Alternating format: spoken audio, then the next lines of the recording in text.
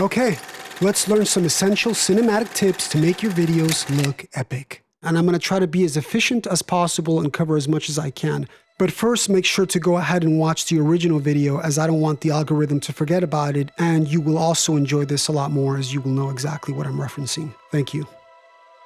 For me as a filmmaker and actor, it was very frustrating to constantly have to be depending on other people in order to make these projects come to life. So it was very important for me to learn all these skills to give me the freedom and independence to be able to create an idea whenever I wanted, however I wanted. We've all heard of analysis by paralysis. That's part of the reason why I think in order to be creative, you need to just go out and do it. And it doesn't mean that you don't need to rewrite things or work on things to make them better. It just means that sometimes the best approach is to just begin, just start.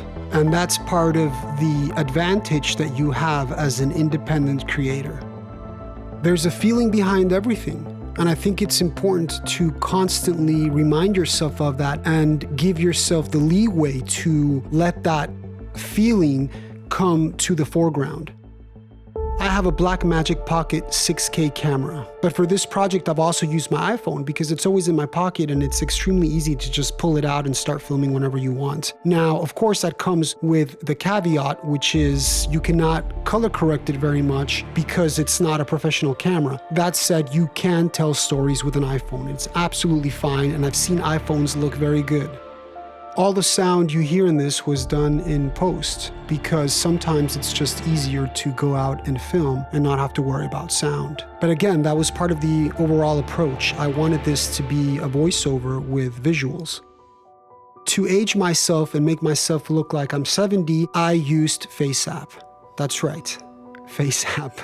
The process is very simple, actually. I just exported a 9:16 frame of my face into my iPhone and exported it back into DaVinci Resolve, masked it, and pasted it over my original face. The trick is to shoot at 30 frames per second because the Faceapp works best at 30 frames per second. I've had a lot of fun with this app in the past couple years, and if you haven't seen my previous videos, The Scarf and Cancelled, please check those out, as that was kind of the origins of this whole Faceapp phenomenon.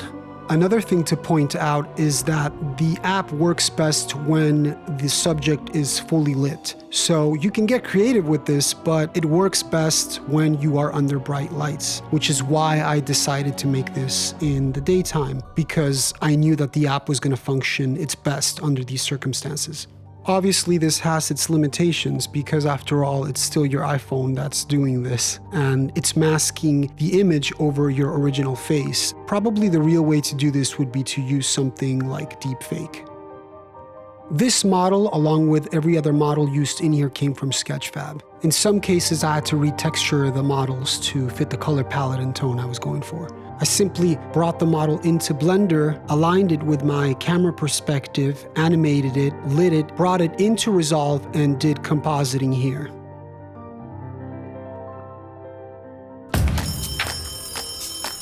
Adding holograms to a scene is something that I absolutely adore, especially when things are placed in the future, right? We assume that holograms will exist in the future. They look cinematic, they remind me of Star Wars, and what can I say, I'm a nerd.